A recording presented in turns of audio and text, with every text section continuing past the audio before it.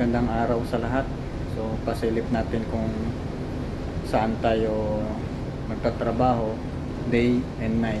So dito ako sa bridge.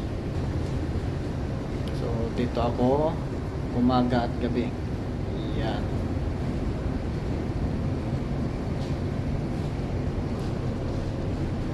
So dito sa bridge kami yung in charge officer para masiguro na safe yung barko at safe yung mga marino ninyo.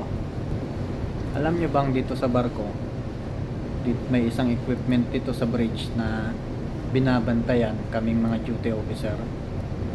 Ang trabaho nitong equipment na to is siguraduhin na gising kami at i-alert kami tuwing 12 minutes para masiguro na safe yung barko. Itong equipment na to is ang Bridge Navigational Watch Alarm System. So ito yun siya. Pakita natin. So ito yan siya. So itong equipment na to yun. So Bridge Navigational Watch Alarm System. So every 12 minutes mag-aalarma siya.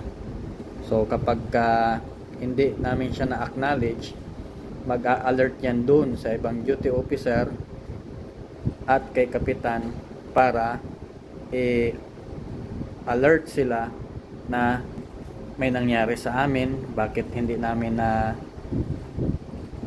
na-reset yung alarma. Yun yung equipment na tinutukoy ko. Sa ibang barko, sensored motion siya.